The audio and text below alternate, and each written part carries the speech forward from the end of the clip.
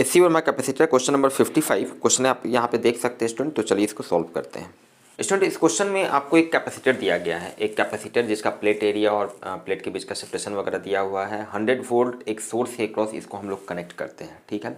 और question further आगे कह रहा है कि उसके बाद हम क्या करते हैं, एक इसमें डाइलेक्ट्रिक एक मटेरियल जिसका डाइलेक्ट्रिक कांस्टेंट 5 है, इसको इंसर्ट कर देते हैं। उसका थिकनेस टी का वैल्यू 0.5 mm है, मतलब इसका हाफ है, इंसर्ट कर देते हैं। तो क्वेश्चन का 2-3 पार्ट है। पहले पार्ट में पूछ रहा है कि अब यहाँ से यहाँ ये जो हम लोगों ने चेंज किया, इसके बाद एनर्जी में कितना चेंज आएगा, एनर्जी इंक्रीज करेगा घटेगा या जो भी है, तो चेंज कितना आएगा ये हम लोगों को कैलकुलेट करना है। कैसे सोचेंगे भाई, सिंपल सा बात है। एनर्जी का फॉर्मूला क्या होता है, हाफ CV²। तो हाफ CV² कहने का मतलब है हम लोगों को पहले इस केस में यहाँ पे एनर्जी इसका निकाल लेना होगा, और दूसरा उसके बाद इस केस में एनर्जी निकालना होगा। एनर्जी के लिए अगेन इतना सोचना होगा, एनर्जी के लिए अगेन भाई यहाँ पे इस केस में इसका कैपेसिटेंस कितना है वो निकालना होगा हाफ CV² के लिए, और फिर इसका भी कैपेसिटेंस निकालना होगा। तो अकॉर्डिंगली चलिए हम लोग प्रोसीड करते हैं। सबसे पहले स्टूडेंट इस केस में मान लेते हैं कि इस केस में इसका जो कैपेसिटेंस है, लेट दिस इज C1 है। ये C1 देखिए हम लोग निकाल रहे हैं, सिंपल भाई पैरेलल प्लेट कैपेसिटर है, ठीक है। तो पैरेलल प्लेट कैपेसिटर के लिए फॉर्मूला क्या होता है, ε0A/d होता है, ठीक है। सबका वैल्यू दिया हुआ है, प्लेट एरिया प्लेट सेपरेशन सबका वैल्यू पुट कर देते हैं। ε0 का वैल्यू 8.85 इंटू 10⁻⁻12। एरिया का वैल्यू आपका सेंटीमीटर में दिया हुआ था, इसको मीटर स्क्वायर में हम लोग कन्वर्ट कर चुके हैं, 400 इंटू 10⁻⁻4। क्लियर है स्टूडेंट। चलिए यहाँ पे एक लाइन इस तरह से ड्रॉ करें, कोई दिक्कत ना हो। और ये प्लेट के बीच का सेपरेशन कितना है, 1 मिलीमीटर। इसको मीटर में कन्वर्ट करेंगे, 10⁻³ से मल्टीप्लाई कहिए या 1000 से डिवाइड करिए, एक ही बात है। चलिए स्टूडेंट इसको जब आप सॉल्व करेंगे तो स्टूडेंट इसको सॉल्व करने के बाद इसका वैल्यू आता है 3.54 इंटू 10⁻⁻10 फराड। चलिए ठीक है, इसका कैपेसिटेंस हम लोग निकाल दिए हैं। तो इस केस में इसके पास कितना एनर्जी है, मतलब स्टार्टिंग में इसके पास जो एनर्जी है U1, ये हम लोग निकाल सकते हैं हाफ CV² से। चलिए फिलहाल पहले क्या करते हैं, इसका भी कैपेसिटी देख लेते हैं, क्योंकि दोनों ही केस में क्या है कि कैपेसिटर का जो वोल्टेज है वो तो सेम रहेगा, 100 वोल्ट रहेगा। तो सीधे वो V² वाला टर्म कॉमन हो जाएगा, कैपेसिटेंस निकाल लेते हैं, आप समझ रहे हैं। इस केस में मान लेते हैं स्टूडेंट इसका जो कैपेसिटेंस है वो है C2। क्लियर है। तो देखिए अब इसमें एक डाइलेक्ट्रिक मटेरियल इंसर्ट किया हुआ सर्टेन थिकनेस T का, तो इस केस में इसका जो कैपेसिटेंस होगा समझिएगा, उसके लिए हम लोग क्या फॉर्मूला यूज करेंगे, ε0A/d - T+T/K। क्लियर है। सबका वैल्यू यहाँ पे पुट कर देते हैं, सबका वैल्यू पुट करेंगे। ε0 का वैल्यू हो गया 8.85 इंटू 10⁻⁻12। प्लेट एरिया तो उतना ही है, 400 इंटू 10⁻⁻4। क्लियर है। D - T, ध्यान दीजिएगा D कितना है, 1 मिलीमीटर है, और T कितना है 0.5। तो ये D1 T 0.5, और ये दोनों चूंकि मिलीमीटर में है, 10⁻³ से मल्टीप्लाई करके इसको मीटर बना दिए, प्लस T कितना है, थिकनेस 0.5, तो 0.5 into 10⁻³ divided by K, dielectric constant की कितना है 5 है स्टूडेंट। क्लियर है स्टूडेंट। इसको जब सॉल्व करेंगे तो इसको सॉल्व करने के बाद स्टूडेंट इसका वैल्यू आ जाता है 5.9 इंटू 10⁻⁻10 फराड।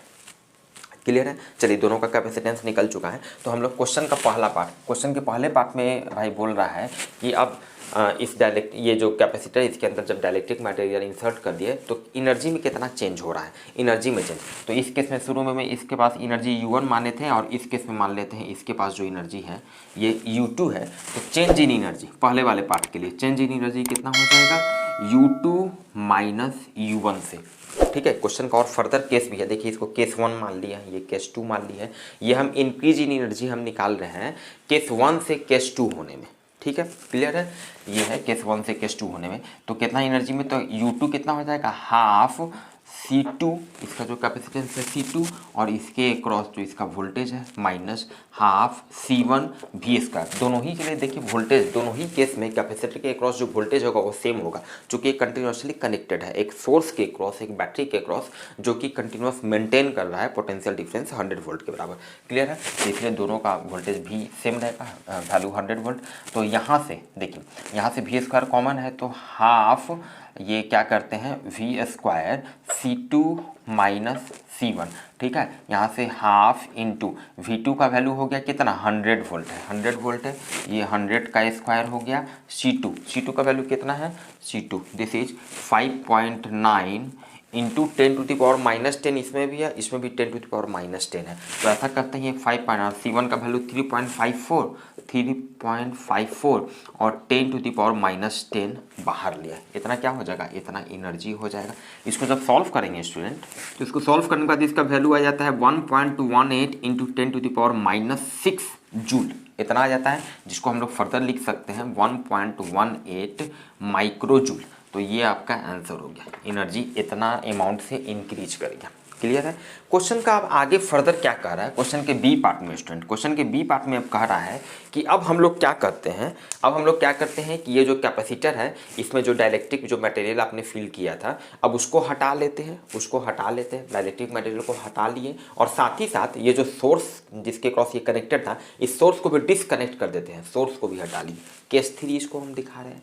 तो अब पूछ रहा है कि अब एनर्जी में कितना चेंज होगा, फिर यहाँ से यहाँ इस सिचुएशन में लाने में एनर्जी में कितना चेंज होगा, कैसे सोचेंगे भाई। अगेन जाहिर सा बात है, अब ये एनर्जी निकालने के लिए समझिए, एनर्जी निकालने के लिए अगेन इस केस में कैपेसिटर के पास अब कितना एनर्जी है ये निकालने के लिए हम लोगों को पता करना होगा कि अब इसका कैपेसिटेंस कितना है, हाफ CV²। ठीक है, तो इसका कैपेसिटेंस भाई, कैपेसिटेंस तो इसका सेम अब ये पहले वाला सिचुएशन हो जाएगा। किसी भी कैपेसिटर का जो कैपेसिटेंस होता है हमेशा याद रखिए वो उसके चार्ज या पोटेंशियल पर डिपेंड नहीं करता, उस पर कितना चार्ज है कैपेसिटर पे या उस कैपेसिटर का वोल्टेज कितना है उस पर डिपेंड नहीं करता है। कैपेसिटर का कैपेसिटेंस हमेशा अपना जो ज्योमेट्रिकल कन्फिग्रेशन होता है उस पर डिपेंड करता है भाई। तो प्लेट एरिया तो सेम ही रह गया, प्लेट के बीच का सेपरेशन भी डी सेम रह गया, मीडियम भी पहले ही वाला आ गया, फिर से एयर है। ठीक है, तो कहने का मतलब है कि जितना इस केस में इसका कैपेसिटेंस था उतना ही कैपेसिटेंस इस केस में होगा। ये तो क्लियर है, बहुत आसानी से हम लोग इसको बना लिए। चलिए मतलब अब इस केस में भी अगर इस केस में कैपेसिटेंस मान लिया C3 है तो ये एक्चुअल में बराबर होगा C1 के बराबर होगा। क्लियर है स्टूडेंट। चलिए हाफ CV² से आप समझ रहे हैं हम लोग। तो कैपेसिटेंस तो भाई चलिए निकल गया। अब इसके क्रॉस वोल्टेज कितना है, वोल्टेज तो ऑब्वियसली चेंज अब हो जाएगा क्योंकि अब तो सोर्स को हम लोगों ने डिस्कनेक्ट कर लिया है, तो ऐसा करते हैं कि भाई वोल्टेज निकालने के लिए क्या फॉर्मूला होता है, Q=CV होता है, तो V क्या होगा, Q/C होगा, V=Q/C होगा। तो कैपेसिटेंस तो सेम रह गया जिसका वैल्यू हम लोग निकाल चुके हैं। और इसका वोल्टेज निकालने के लिए अब हम लोगों को देखना होगा कि अब इस पर चार्ज कितना आ गया है, चार्ज कितना। तो भाई ध्यान दीजिए, ये इस केस में सेकेंड केस में इस पर जितना जो चार्ज आया होगा वही चार्ज इस केस में रह जाएगा। क्यों रह जाएगा, क्योंकि भाई आपने सोर्स को डिस्कनेक्ट कर दिया, सोर्स को आप डिस्कनेक्ट कर दिए तो इस पर जो चार्ज था अब वो चार्ज तो मेंटेन रह जाएगा ना। चार्ज को मान लिया चार्ज में चेंज होने के लिए उसको तो कोई पाथ चाहिए, कोई रास्ता चाहिए, ठीक है ना। तो आपने तो रास्ता ही बंद कर दिया, ठीक है, तो चार्ज उतना मेंटेन रह जाएगा। क्लियर बात है। तो इस केस में कितना चार्ज है ये हम लोग आसानी से निकाल सकते हैं ना। इस केस में जो मान लिया चार्ज है ये मान लिया ये Q2 है दूसरा वाला केस में, तो देखिए इस केस में जो चार्ज है ये हम लोग निकाल सकते हैं। यहाँ पे Q2 का वैल्यू यहाँ पे इस केस में कैसे निकालेंगे, तो इसका कैपेसिटेंस है C2 और इसका पोटेंशियल है V 100 वोल्ट। C2 का वैल्यू कितना है, C2 का वैल्यू हम लोग निकाल चुके हैं 5.9 इंटू 10⁻⁻10 और ये पोटेंशियल वोल्टेज है 100 है। क्लियर है। और यहाँ से आप देखिए ये चार्ज का वैल्यू हो गया 5.9 इंटू 10⁻⁻8 कूलम हो गया, ये C फॉर कूलम। चलिए पूरा लिख देते हैं। क्लियर है। तो चार्ज अब इस केस में भी इतना ही होगा। मान लेते इस पर ये Q3 चार्ज है, तो ध्यान दीजिएगा अब इस केस में इस पर जो चार्ज होगा ये जो इस केस में यहाँ पर जो चार्ज था वही रह जाएगा। क्लियर है। तो अब इस केस में इसका पोटेंशियल कितना है, इसके क्रॉस वोल्टेज कितना होगा इस कैपेसिटर का, ये हम लोग निकाल सकते हैं ना। ये हो जाएगा V3 क्या होगा Q3/C3, ठीक है ना। Q3 का वैल्यू एक्चुअली Q2 के बराबर है, तो ये हो जाएगा 5.9 इंटू 10⁻⁻8 कूलम हो गया, ठीक है। और C3 इस केस में इसका कैपेसिटेंस कितना है, तो इतना पहले वाले केस का C1 के बराबर रह जाएगा, जो कि इतना वैल्यू है, मतलब ये वैल्यू कितना है 3.54 इंटू 10⁻⁻10। क्लियर है, इतना वोल्ट हो जाएगा। इसको जब सॉल्व करेंगे तो इसको सॉल्व करने के बाद स्टूडेंट इसका वैल्यू आ जाता है 166 वोल्ट। क्लियर है। अब इसके क्रॉस वोल्टेज हम लोगों को पता चल गया है। तो अब इस केस में कैपेसिटर के पास कितना एनर्जी है इसको हम U3 मान लेते हैं। अब ये U3 हम लोग निकाल सकते हैं, half into C3 into V3²। Clear है। U3 कितना हो जाएगा, हाफ इंटू इसका जो कैपेसिटेंस है C3 इंटू V3 का स्क्वायर। क्लियर है। और ये हाफ C3, तो हाफ C3 एक्चुअली C1 के बराबर है। C3 का वैल्यू C1 के बराबर रहेगा V3 स्क्वायर। क्लियर है। तो अब बी पार्ट में हम लोगों को निकालना था भाई कि अब यहाँ से यहाँ जाने में, मतलब जब डाइलेक्ट्रिक मटेरियल को हटा लिए, सोर्स को डिस्कनेक्ट कर दिए, तब एनर्जी में कितना चेंज हुआ। तो यहाँ पर का एनर्जी, तो भाई हम लोग निकाल सकते हैं half into C2 into V का जो भी है, ठीक है। और यहाँ का एनर्जी निकाल लेंगे, दोनों को माइनस करेंगे। चलिए देखते हैं, ये हम निकाल रहे हैं अब चेंज इन एनर्जी, ध्यान दीजिएगा, ये हम निकाल रहे हैं U3 माइनस U2, थर्ड वाले केस में माइनस सेकेंड वाले केस में, थर्ड वाले केस में माइनस सेकेंड वाले केस में। क्लियर है।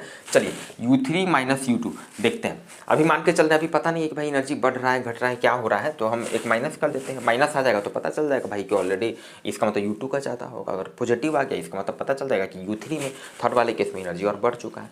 देखते हैं। चलिए U3 का वैल्यू स्टूडेंट देखिए क्या लिखेंगे, तो हाफ इंटू C3 या C1 V3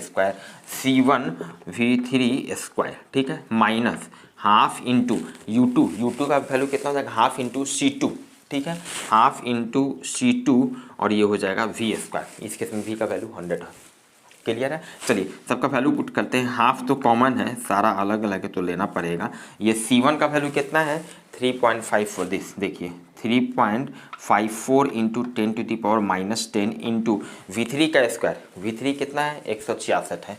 चलिए तो ये 166 का स्क्वायर माइनस C2 कितना है, C2 कितना है भाई, C2 हम लोग निकाले थे, ये दिस 5.9 इंटू 10⁻⁻10, क्लियर है, इंटू V स्क्वायर। इस केस में इसका वोल्टेज कितना है भाई 100 है, तो 100 का स्क्वायर हो गया। क्लियर है स्टूडेंट। यहाँ पे बहुत, तो आप 10⁻⁻10 को बाहर ले सकते हैं स्टूडेंट। इसको जब सॉल्व करेंगे तो स्टूडेंट इसको सॉल्व करने का इसका वैल्यू आ जाता है 1.92 इंटू 10⁻⁻6 जूल, जिसको हम लोग लिख सकते हैं 1.92 micro joule. This is your answer. मतलब यहाँ से यहाँ इस सिचुएशन से इस सिचुएशन में आने में एनर्जी जो है फिर इतना अमाउंट से 1.92 माइक्रो जूल से कैपेसिटर के पास एनर्जी इतना अमाउंट से बढ़ गया है, ठीक है। पहले वाले केस में भी देखिए एनर्जी बढ़ा था, ठीक है। यहाँ पहले वाले भी केस में डेल्टा यू में भी इतना अमाउंट से एनर्जी बढ़ गया था, ठीक है स्टूडेंट। क्वेश्चन का तीसरा एक और पार्ट है जहाँ पे वो कह रहा है क्वेश्चन, देखिए सी पार्ट कह रहा है why does the energy increase in inserting the slab as well as in taking it out. Question कह रहा है कि भाई आपने जब स्लैब को इंसर्ट किया तो भी एनर्जी बढ़ गया, केस 1 से केस 2 जाने में स्लैब को इंसर्ट किया तो भी एनर्जी इतना अमाउंट से देखिए बढ़ गया है, ठीक है। और जब स्लैब को आप बाहर निकाल देते हैं तो भी यहाँ से यहाँ वापस जाने में क्या है कि उस केस में भी एनर्जी बढ़ जा रहा है, इतना अमाउंट से बढ़ जा रहा है। ऐसा क्यों हो रहा है, स्लैब को इंसर्ट कर रहे हैं तो भी एनर्जी बढ़ रहा है, स्लैब को फिर हम बाहर निकाल दिए तो भी एनर्जी बढ़ रहा है, ठीक है। इनफैक्ट क्वेश्चन में आपको सारी बातों को नहीं बताया जा रहा है, ध्यान दीजिए। सिर्फ हमने स्लैब को नहीं निकाला है, हमने सोर्स को भी डिस्कनेक्ट कर दिया, देखते हैं। देखिए क्या हो रहा है, यहाँ से यहाँ जाने में तो रीजन क्लियर है कि भाई क्यों एनर्जी बढ़ा, तो इसलिए एनर्जी बढ़ा क्योंकि यहाँ से यहाँ आने में देखिए इसका कैपेसिटेंस बढ़ गया। शुरू में कैपेसिटेंस इसका कम था 3.54, बाद में इसका कैपेसिटेंस बढ़ गया जिसके चलते इसका एनर्जी बढ़ गया। और यहाँ से यहाँ आने में इसका एनर्जी इसलिए बढ़ा क्योंकि यहाँ से यहाँ आने में जो कैपेसिटर का वोल्टेज था, शुरू में इसके अक्रॉस जो वोल्टेज था इसका 100 वोल्ट था, बाद में ध्यान दीजिए इसका जो वोल्टेज है वो वोल्टेज अब बढ़ चुका है 166 वोल्ट बढ़ गया, जिसके कारण इसका एनर्जी फाइनली बढ़ जाता है उस केस में।